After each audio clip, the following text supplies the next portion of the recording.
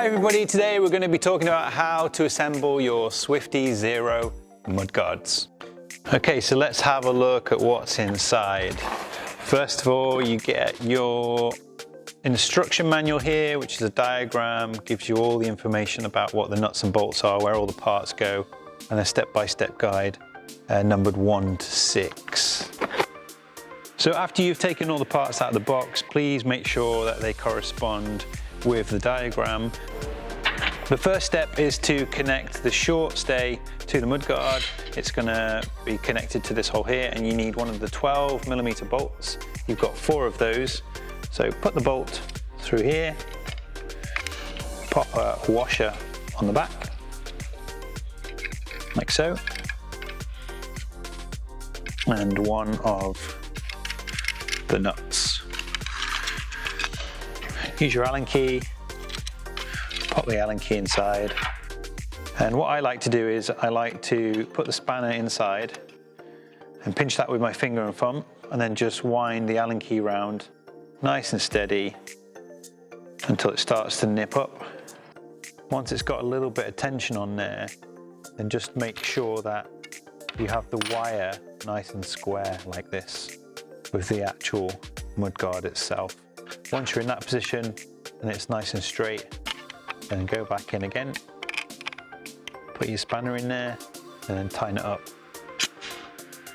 with the Allen key itself. That's all we're going to do for the front mudguard. Now let's move on to the rear mudguard. So it's much longer than the front one, as you can see. That's because we need to capture all of the water that's spraying up at the back. You'll notice that there's 2 different shaped holes. So there's a hole that's all the way through that's round, and there's a hole that's more like a slot. The one that's more like a slot, that actually connects to the frame. This slot allows a little bit of adjustment. And what we're going to do first is, this is the mudguard flap, which is a rubbery flap, which helps to stop some of that overspray coming up and going up your back. So we're going to assemble that one on. This little piece of metal is designed just to give the flap a little bit of support and stop it from actually creasing down over time and hanging down onto the wheel. It works really well, so make sure you also fit this piece as well. On the rear, you're going to need the long stay. So here are our 2 stays. Let's fit the long one first.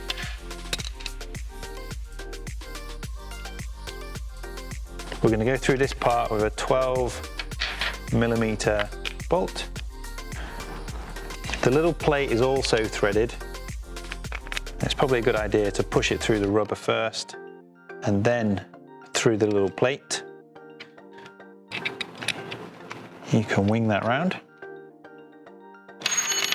Whoops. They are quite fiddly, the mudguards, and that's why we are doing this video, because we've had quite a few people who have struggled. It's not intentional. So we're going to do the long mudguard first. So if the instructions say a 16mm, it's not correct. It's actually a 12mm that you need here. So pop a washer on top, and a nut, and then tighten it up.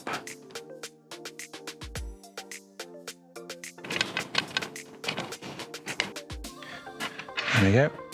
So I'm going to tighten this up now. Again, do the same. You're going to pull the stay so it's in a line. It's all nice and square, as you can see there.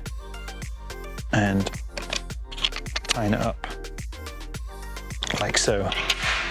Give it a feel, see if it's rattly. If it's not rattly, then you've done a good job. If it's rattly, you've got to go back in and tighten it up. Right, we need the short stay now. That goes in the middle here. And again, we are going to use a 12mm. Pop that one through. Pop the washer on, and a little nut.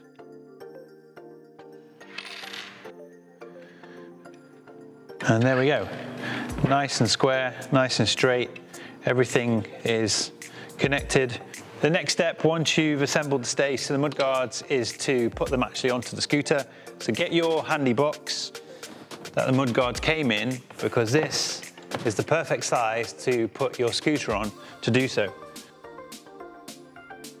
Next step is to use your 15mm wheel tool. We supply these with the scooter in the first place, so you should already have one of these. If not, most hardware stores will have 15mm. So let's undo the wheel nuts on the front wheel. I've already loosened these, so.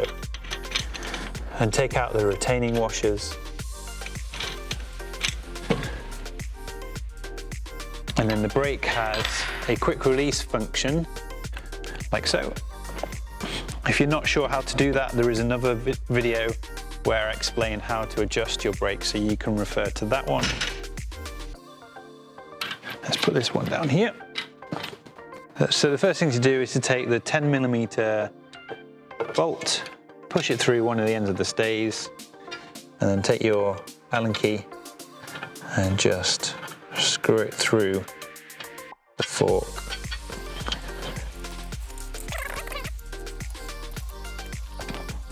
And then this bit goes all the way through, like so. We need to take another 12mm bolt, and this goes through from the underside through this slot here. So you need a washer first. So you want to be assembling like so, and then push that one through there. And the next bit to go, which often confuses people, is this larger nut that we have here, which we use as a spacer. That just slides over, and then push the whole assembly underneath. Align everything up, then use your Allen key again. Quite fiddly to do from this angle, so if you want to lie your scooter down, you can do that. It might make it a little bit easier. The next thing is to tighten the 10mm, so just get your Allen key in there and nip those up nice and tight, like so.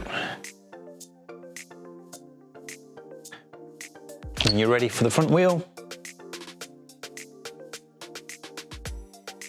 I always push a little bit of force down on the wheel to seat it in the dropouts, and then you know that it's nice and square in the fork, the little top tip there. You don't want too much pressure on the nuts themselves, just enough where it becomes tight, and then just give it a little tweak. And let's start on the rear wheel.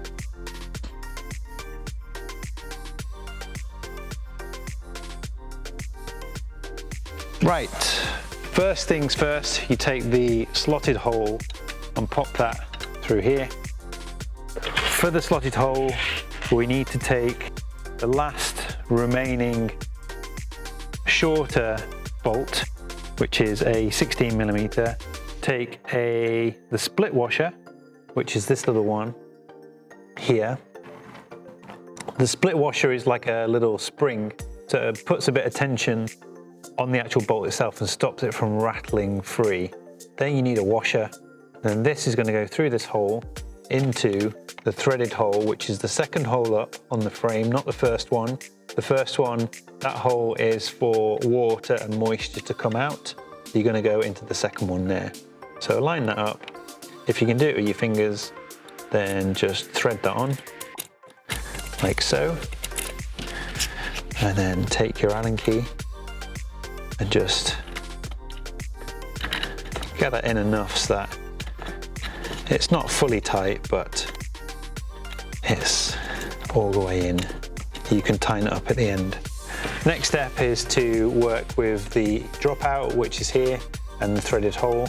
And what we're going to do is we're going to put both of the stays through together into that hole. So you have to align them up like so. Let's take a washer and the bolt. It doesn't really matter which order you put them on. You can put them like this or this. Just do it the same on both sides. So thread it through like so.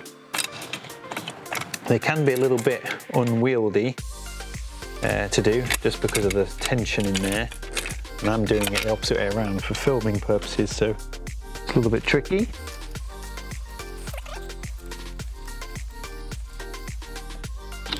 And then let's do the other side.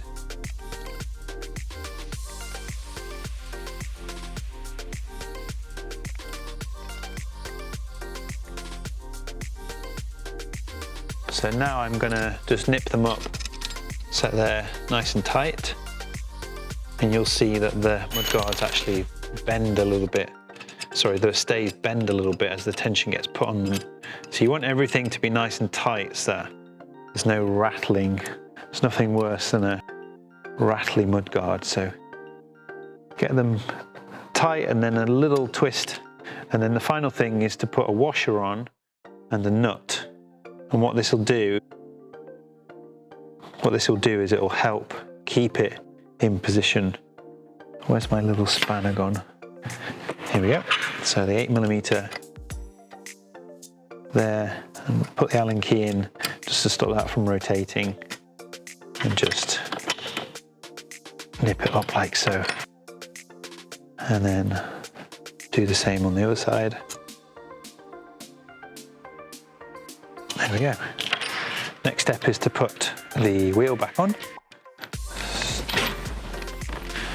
You might need a second set of hands to do that. Now it is quite tight to get it on, and what you might have to do is let some air out.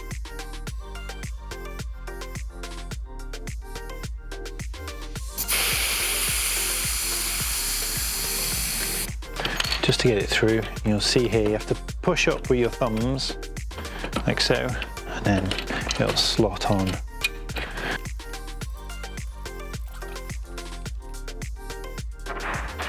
Well, one thing I forgot to do was I forgot to tighten this little nut here before putting the, so even I did that.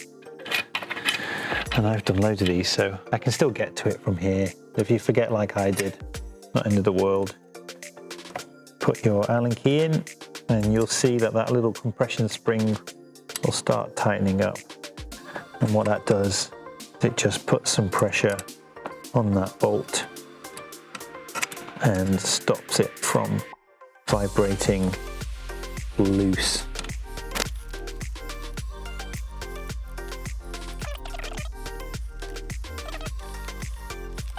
Last turn now, and that's good. So push the wheel back in, make sure you got the retaining washers in, like I've got there. And I just normally pinch this together. And I do a little bit on both sides. I don't do it fully tight on one side, because that can skew the wheel, so it's not in the middle, and then your brakes won't be aligned. Your brake blocks, I should say. Then just pinch the blocks together, make sure they're hitting the rim. And that's a good time to actually test your brakes and just make sure that they're nicely adjusted. Again, as I said before, there's a video on YouTube, which we'll put a link on this video, that will tell you how to adjust your brake blocks. This one needs a little bit of adjusting. You can see here that it's not quite right, but we'll leave that for now. So what you want to do is you want to check that your tyre is freely rotating. I need to pump this tyre back up to do so. We do get asked quite a lot about tyre pressure. These Kender K-West tyres that you get on a SwiftyZERO are a fabulous tyre. They will go up to 100 psi, but 100 psi is really high, and it makes the riding experience, in my opinion, not as nice. I prefer 80, between 60 and 80 psi. At the moment, that is 40. Let's keep going. There we go, that's 60. And then when you've done that, then just check that everything's running free. Yes, that's fine. And put the cap back on. And that's it, ready to go. So there we have it, everybody. There are your mudguards assembled, front and back. Next thing to do is to go out and give it a little bit of a whiz around. If you hear any squeaks or rattles, it means that you've not tightened up one of the nuts properly. One top tip is, if you're finding that there is a little bit of noise and it's coming from somewhere where you can't find it, but actually it's still making that noise, it might be that the wire and the mudguard is just vibrating together. So what you can do is just give the mudguard a little pinch and either squeeze it or pull it out a tiny bit, and that should stop any vibrations. Stay safe out there, happy scooting. Please like, share and follow the video, and let the good times ride and roll.